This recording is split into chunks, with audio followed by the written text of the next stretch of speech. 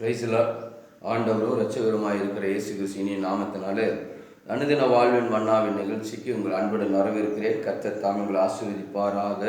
இந்த நல்ல அருமையான இந்த காலை வேளையில் கூட கர்த்தருடைய மன்னாவாக நமக்கு வருகிறது எசேக்கியா தீர்க்கதரிசன புஸ்தகம் 16ஆம் அதிகாரம் 4வது வசனம் இப்படியாக சொல்லுகிறது, உன் பிறப்பின் வர்த்தமானம் என்னவென்றால், நீ பிறந்த நாளிலே உன் தொப்புள் அறுக்கப்படவும் இல்லை, நீ சுத்தமாவதற்கு தண்ணீரினால் கழுவப்படவும் இல்லை, உப்பால் சுத்திகரிக்கப்படவும் இல்லை, துணிகளில் சுற்றப்படவும் இல்லை என்று சொல்லி இந்த இடத்துல வேதாகமத்தில் பார்க்குறோம். ஆமென், அல்லேலூயா. இந்த இடத்துல ஒரு 4 காரியங்களை ஆண்டவர் நமக்கு சொல்லுகிறார். உன் பிறப்பின் வர்த்தமானம் என்னவென்றால், உன்னுடைய மறுபிறப்பின் வர்த்தமானங்கள் என்னவென்றால், நீ பிறந்த நாளிலே உன் தொப்புள் அறுக்கப்படவில்லை, மறுஜென்ம நாளிலே ஜென்ம ஸ்வாவங்கள் அறுக்கப்படாமல் இருக்கிறது. எனக்கு அருமையான தேவச்சனமே, நாம் ரட்சிக்கப்படுகிறோம், மனம் திரும்புகிறோங்கிறோம், ஞானஸ்தானத்திலே மறுபிறப்பை எடுக்கிறோம். ஆனால் அந்த நாளில் தொப்புள்குறி அறுக்கப்பட்டது என்றால் அநேகருடைய வாழ்க்கையில் அது இல்லாமல் இருக்கிறது. ஜென்ம சுபாவத்தை விடாமல் இருக்கிறார்கள், அதை அறுத்து விடாமல் இருக்கிறார்கள். ஜென்ம பாவத்தை அதை விட்டு விடாமல் இருக்கிறார்கள். மறுபிறப்பே ஜென்ம பாவத்தையும் கர்ம பாவத்தையும் ஒழிக்கிறது தான். அதிலிருந்து அது அறுக்கப்படணும். அந்த பாவங்கள் அறவே அறுக்கப்படணும், வேரோடு பிடுங்கி எறியப்படணும். அந்த சுபாவம் மீண்டும் நமக்குள்ள வரக்கூடாது, அந்த பாவம் நமக்குள்ள மீண்டும் வரக்கூடாது. நீ சுத்திகரிப்பிற்காக தண்ணீரினால் குளிப்பாட்டப்படவும் இல்லை. ஒரு குழந்தை பிறந்து அது குளிக்க வைப்பான், சுத்தம் பண்ணணும், சுத்தம் வேணும், பரிசுத்தம் வேணும். பரிசுத்தம் இல்லாமல் ஒருவனு தேவனை தரிசிக்க முடியாது. அதனாலதான் தண்ணீரினாலே நான் பாவத்துக்கு மரித்து நீதிக்கு பிழைத்தெழுகிறோம். நான் பாவத்துக்கு தண்ணீரிலே மூழ்கி மரிக்கிறோம். அடக்கம் அதோட பண்ணிடுவான் அந்த பாவத்தை. நாம் அந்த தண்ணீரிலே மூழ்கிற போது எதற்கு ஆண்டவர் ஞானஸ்தானம், முழுக்க ஞானஸ்தானம் எடுத்து நமக்கு காண்பித்தார். ஆண்டவராகிய இயேசு கிறிஸ்துவே யோர்தான் நதியிலே முழுக்க ஞானஸ்தானத்தை பெற்றுக்கொண்டு வருகிறார். எதற்காக? அவர் பாவம் அறியாதவர், ஆனால் இருந்தாலும் அவரை நாம் பின்பற்ற வேண்டும் என்பதற்காக. நாம் முழுக்க ஞானஸ்தானம் பெறுகிறதன் அடையாளம் பாவத்துக்கு மரித்து அதை அடக்கம் பண்ணி, பாவத்தை அடக்கம் பண்ணி நீதிக்கு பிழைத்தெழுகிறது. ஆண்டவராகிய இயேசு கிறிஸ்துடைய மரணத்தில், அடக்கத்தில், அவருடைய உயிர்த்தெழுதல நாம் இணைக்கப்படுகிறவர்களாக இருக்கிறோம். ஒரு புதிய சிருஷ்டியாக நாம் பிறக்க வேண்டும்.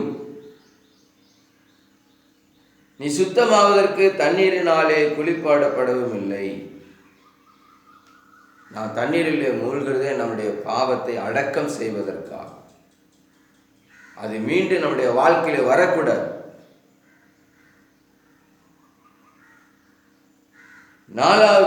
3வது காரியமாக உப்பால் சுத்திகரிக்கப்படவும் இல்லை. உப்பு சாரமற்று போனால் எதனால சாரமற்ற? நாம் வசனம் என்னும் உப்பினாலே நாம் எப்படி இருக்கோம்?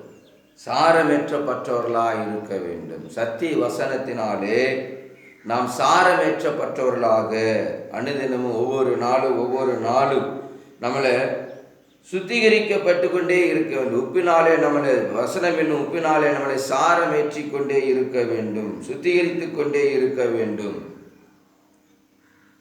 அல்லேலூயா. நான்காவதாக, துணியினாலே சுற்றப்படவும் இல்லை, ரட்சிப்பு என்னும் சால்வினாலே நாம் சுற்றப்பட்டவர்களாக இருக்க வேண்டும். ரட்சிப்பு என்னும் வேலியினாலே நாம் அடைக்கப்பட்டவர்களாக, அந்த சால்வி தரித்தவர்களாக இருக்க வேண்டும், அந்த துணியிலே சுற்றப்பட்டவர்களாக இருக்க வேண்டும்.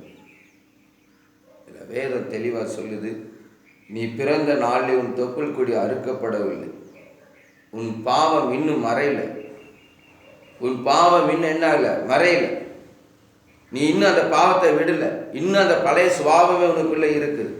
முதல்ல அது அறுக்கப்படணும். இந்த தண்ணீரினாலே சுத்திகரிக்கப்பட்டவர்களாக, தண்ணீரினாலே குளிப்பாட்டப்பட்டவர்கள், சரியா குளிக்கல, சரியா அதை கழுவப்படலை, அந்த பாவங்கள் சரியா கழுவப்படலை. உப்பினாலே வசனம் என்னும் உப்பினாலே நம்மளை சாரமேற்றப்படாமல் இருக்கும். வசனமே படிக்கிறதில்ல, வேத வார்த்தையே படிக்கிறதில்லை.